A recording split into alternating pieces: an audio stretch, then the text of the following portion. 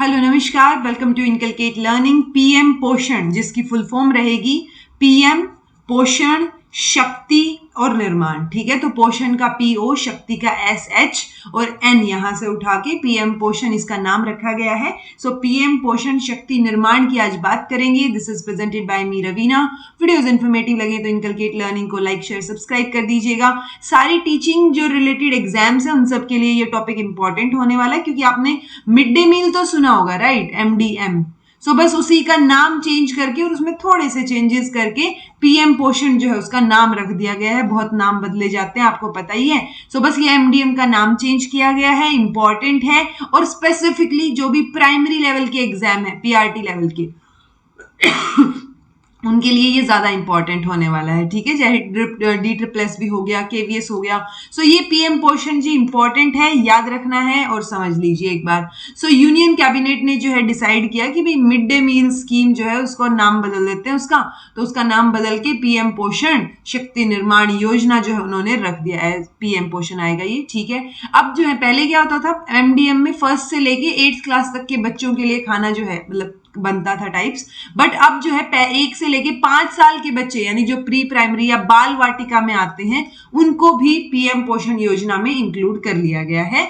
याद रखने वाली बात यह है कि 2021 से लेके मतलब 21-22 वाला जो साल है उससे लेके 25-26 तक के लिए यानी 5 सालों के लिए पीएम पोषण योजना को अप्रूव किया गया है। उसके बाद देखेंगे क्या करना है, कंटिन्यू करना है या बाकी सब चीजें। ओके, सो अभी के लिए एटलीस्ट 2-3 साल के लिए जितने भी एग्जाम होंगे उनके लिए तो प्लीज याद रखिएगा पीएम पोषण योजना।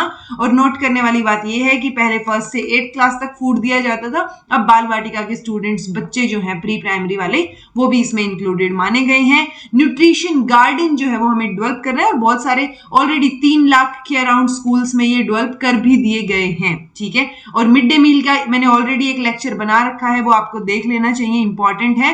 1995 में जो है वो एमडीएम सेंट्रली स्पॉन्सर्ड स्कीम की तरह शुरू किया गया था। ओके, सो हमें इतना तो पता चल गया। पहले जो मिड डे मील है ना उसको, वो भी एक नेशनल लेवल का प्रोग्राम था जो मैंने अभी अभी बताया, सेंट्रली स्पॉन्सर्ड स्कीम थी और किसके अंडर थी, नेशनल फूड सिक्योरिटी एक्ट 2013 के अंडर। यानी फूड मतलब एक वो होता है ना, नेशनल लेवल पे फूड की सिक्योरिटी आप प्रोवाइड कर रहे हैं, उसके लिए है ये एक्ट कि कैसे जो है सबको खाना मिले, उससे रिलेटेड। बट यहाँ पे एमडीएम की अगर हम इसके अंडर मानते हैं, सो एमडीएम में हमें सिर्फ इतना ध्यान रखना है कि अच्छा ये सेंट्रली स्पॉन्सर्ड स्कीम थी है मतलब, और उसको रीनेम किया गया है, बस इतना ध्यान रखिए। प्राइमरी ऑब्जेक्टिव क्या है, 1st से लेके 8th क्लास तक एलिजिबल स्कूल्स जो हैं वहां पे न्यूट्रिशनल स्टेटस बच्चों का अच्छे से जो है वो इंप्रूव किया जाए, ताकि वो होता है ना उसका क्या बोलते हैं, कुपोषण का शिकार ना हो। ठीक है, ये लेवल्स हैं जी पीएम पोषण के अंडर, तो ये याद रख लीजिएगा, हो सकता है किसी आने वाले एग्जाम में पूछ लिए जाएं थोड़े से स्पेसिफिकली पीआरटी लेवल पे। ठीक है, तो DSSS वाले बच्चे इसको याद रख लेना। न्यूट्रिशन नॉर्म्स हैं ये पर चाइल्ड पर डे। ओके, अच्छा डीएलएड वाले भी इसको याद रख सकते हैं क्योंकि वो एलिमेंट्री एजुकेशन के लिए ही पढ़ते हैं, काम करते हैं, उनका डिप्लोमा है इसमें। सो उनके लिए भी इंपॉर्टेंट है कि वो कहीं ना कहीं थियोरेटिकल एग्जाम में भी इन चीजों को कोट कर सकते हैं। ओके, सो प्राइमरी लेवल पे कैलोरीज चाहिए हमें 450 पर डे, ओके, पर बच्चे। और अपर प्राइमरी वाले बच्चों के लिए चाहिए 700 कैलोरीज और पोर्शन होना चाहिए यहाँ पे 20 ग्राम और यहाँ पे 40 ग्राम। ठीक है, फूड नॉर्म्स पर डे पर चाइल्ड पर डे अगर देखेंगे तो फूड ग्रेन्स जो हैं वो 100 ग्राम दिए जाने चाहिए हर बच्चे को, पल्सेस जो हैं वो 20 gram, vegetable 50 gram, oil and fat 5 gram और सॉल्ट वगैरह जो है मसाले वगैरह एज पर द नीड। और अपर प्राइमरी के लिए थोड़ी थोड़ी बढ़ा के हैं चीजें, 100 की जगह 150, 20 की जगह 30, 50 की जगह 75 और 5 की जगह 7.5 ग्राम। ओके, ये दिखने में ऐसे लग रहा होगा लेकिन जब ये चीजें कलेक्ट होके और बहुत सारे बच्चों के लिए सामान बनता है तो वो अच्छा बन के निकलता है अगर एज पर नॉर्म्स भी इन चीजों को बनाया जाए तो। ओके, अब हम देख लेते हैं मेन एस्पेक्ट्स पीएम पोषण स्कीम के। तो सबसे पहले फूड ग्रेन। अच्छा ये आप सुन लीजिए, आपको ना हर एक चीज को बिल्कुल ऐसे रटने की जरूरत नहीं है, ठीक है, बट आपको थोड़ा आइडिया हो जाएगा कि किस तरीके की चीजें इसके अंदर मेंशन की गई हैं। तो जो फूड ग्रेन की सप्लाई है, जो हमने बोला कि 100 ग्राम पर child per day for primary और 150 gram for upper primary NFSA के रेट के अकॉर्डिंग। और एनएफएसए का रेट क्या रहेगा, 1 rupees per KG for coarse grain और 2 रुपए पर केजी फॉर व्हीट। ये पर बच्चे के लिए है, ठीक है। सो ये वो चीजें आपको ध्यान रखनी है। और 3 रुपए किलो जो है वो चावल। तो ये इस हिसाब से एन जो फूड सिक्योरिटी एक्ट हमारा है उसके बेसिस पे हमें चीजें मिल जाएंगी।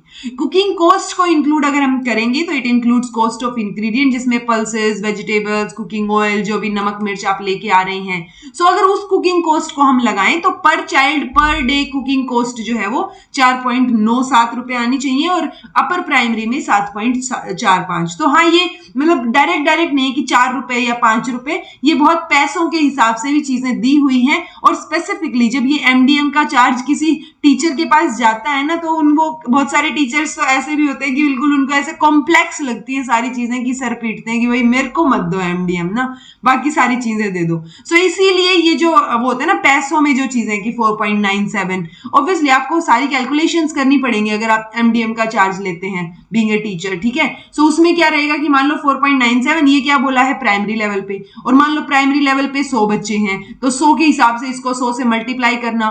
तो देखिए ना, 100 के हिसाब से अगर मैं मल्टीप्लाई करूं तो ये 4.9700 यानी 4000 से ऊपर 4-5 हजार के अराउंड रुपए हो गए, राइट।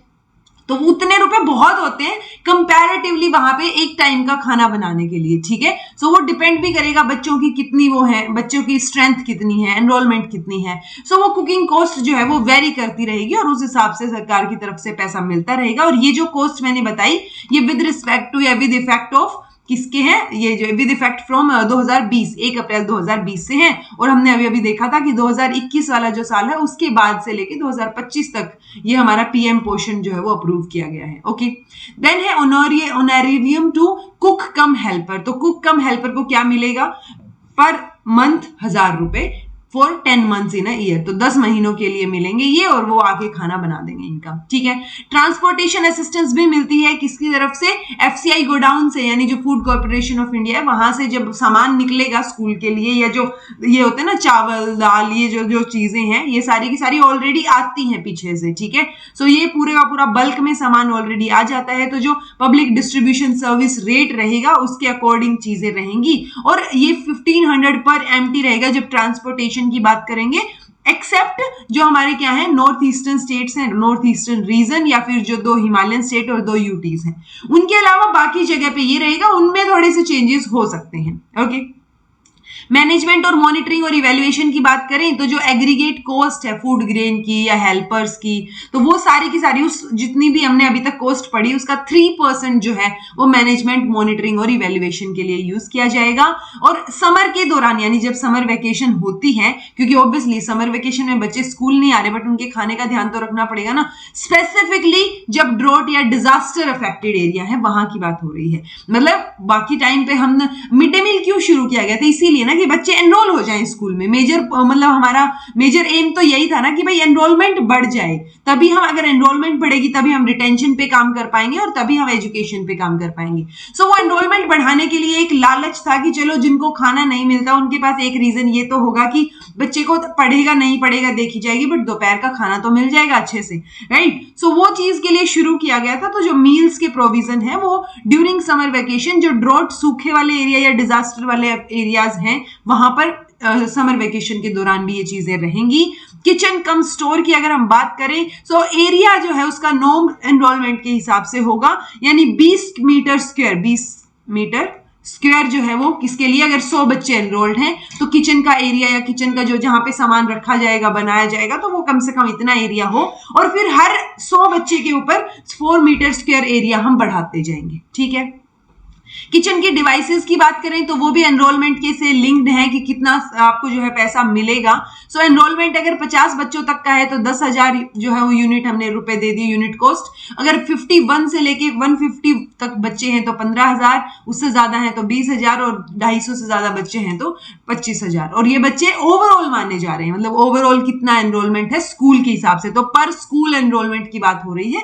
यानी मान लो किचन डिवाइसेस के लिए हमें चाहिए चीजें, और हमारे स्कूल में जो है वो फर्स्ट से लेके 8th क्लास तक 250 तक बच्चे हैं, ठीक है। तो 250 से ऊपर अगर बच्चे हैं तो 25,000 जो है वो स्कूल को मिलेंगे चीजों को मैनेज करने के लिए। रिपेयर अब किचन कम स्टोर, मतलब ऑब्वियसली बहुत पहले ये स्टोर्स बनाए गए थे, स्पेसिफिकली 1995 में ये स्कीम शुरू की गई थी, तो काफी टाइम पहले चीजें बनाई गई थी।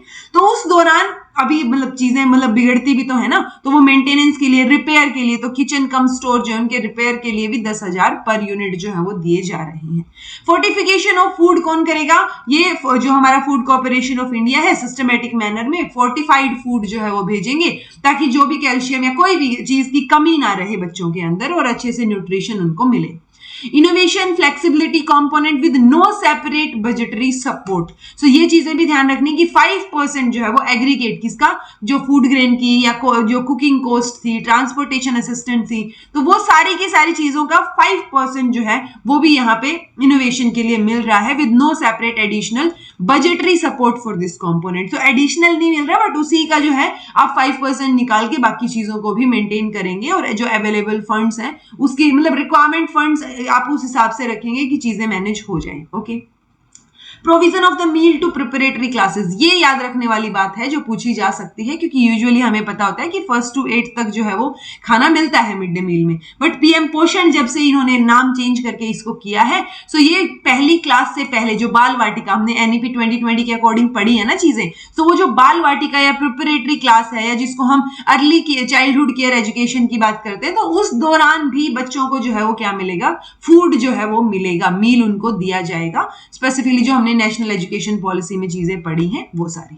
ओके, अगर ओवरऑल ऑब्जेक्टिव्स की हम बात करें स्कीम की, सो बेसिकली हम दो मेजर प्रॉब्लम्स को एड्रेस करना चाह रहे हैं, एक हंगर और एक एजुकेशन, ताकि साथ ही साथ बच्चों की भूख भी मिट सके और मतलब भूखमरी से भी कोई चीज वो होता है ना, गलत चीज ना हो या कोई गलत इंसिडेंट ना हो, प्लस एजुकेशन भी बच्चों को मिले। तो हंगर और एजुकेशन दोनों चीजों को हम फोकस करना चाह रहे हैं, दोनों चीजों के ऊपर, कि ये दो प्रॉब्लम्स जो है वो सोल्व हो जाए हमारी, कि बच्चे भूखे भी ना मरे और एजुकेशन जो है उनको प्रॉपर मिले। तो हम ये कैसे करना चाह रहे हैं, हम न्यूट्रिशनल स्टेटस जो है वो इंप्रूव करना चाह रहे हैं, किसका, गवर्नमेंट और गवर्नमेंट एडेड स्कूल्स का। सो गवर्नमेंट एडेड स्कूल्स में और गवर्नमेंट स्कूल्स में मिड डे मील मिलता है, आपने नहीं देखा है तो आसपास किसी स्कूल में जरूर देखिएगा। Okay, encouraging poor children belonging to disadvantage section, ताकि वो मोर रेगुलरली अटेंड कर सकें स्कूल को, क्योंकि बहुत बार ये होता है कि इतने जो गरीब बच्चे हैं वहां पे ये भी सिचुएशन रहती है कि उनको सिर्फ इसलिए स्कूल भेजा जा रहा है कि चलो खाना मिल जाएगा इनको कम से कम, ठीक है, बाकी चीजें तो हम घर पे देख लेंगे। ओके, सो वो बच्चों को एनकरेज करने के लिए ये मिड डे मील शुरू किया गया था, और वही इसका जो है मेन मोटो है, ताकि कंसंट्रेशन जो मतलब अगर बच्चा भूखा नहीं है, वो होता है ना, पहले तो भूख के ऊपर ध्यान जाएगा, भूख के लिए काम करते हैं लोग, सो अगर उसकी भूख मिट जाएगी फिर वो एजुकेशन के ऊपर शायद कंसंट्रेशन जो है वो कर पाए। Providing nutritional support to children of elementary stage, drought affected area या डिजास्टर अफेक्टेड एरिया में हम समर वेकेशन में भी उनको चीजें प्रोवाइड करेंगे। ओके, सो ये कुछ एक मेजर पॉइंट थे। पीएम पोषण कब से कब तक है, दो चार चीजें जो मैंने इंपॉर्टेंट फैक्चुअल बताई उनको याद रख लीजिएगा। सारे का सारा डाटा याद करने की जरूरत नहीं है, जो बीच में स्टार्टिंग में 2 स्लाइड्स बताई थी ना ओवरऑल, जो मैंने बताया था स्क्रीनशॉट लेके यहाँ पे, तो वो ओवरऑल याद रख लीजिएगा कि प्राइमरी के लिए, यहाँ पर प्राइमरी के लिए कितना फूड ग्रेन या कितनी चीजें, ये भी स्पेसिफिकली जो DSSS PRT वाले बच्चे हैं वो याद रखिएगा, क्योंकि पूछ लिया जाता है प्राइमरी लेवल पे, स्पेसिफिकली जो भी प्राइमरी लेवल का एग्जाम होगा। सो अगर आप टीचर बन रहे हैं उसके लिए या उसका एग्जाम दे रहे हैं, तो आपको एक बेसिक नॉलेज जो है वो मिड डे मील के बारे में होनी चाहिए, जो कि अब पीएम पोषण 2021-22 वाले ईयर से लेके 25-26 तक, ठीक है। तो ये चीजें आपको समझ आ गई होंगी, उम्मीद कर रही हूं मैं। अगर फिर भी नहीं समझ आई हो तो कमेंट करके पूछ लीजिएगा, समझ आ गई है तो कमेंट करके बता दीजिएगा। This was all about today, thank you so much for watching, be happy, keep smiling, subscribe to inculcate learning because it is absolutely free, and be consistent in your efforts.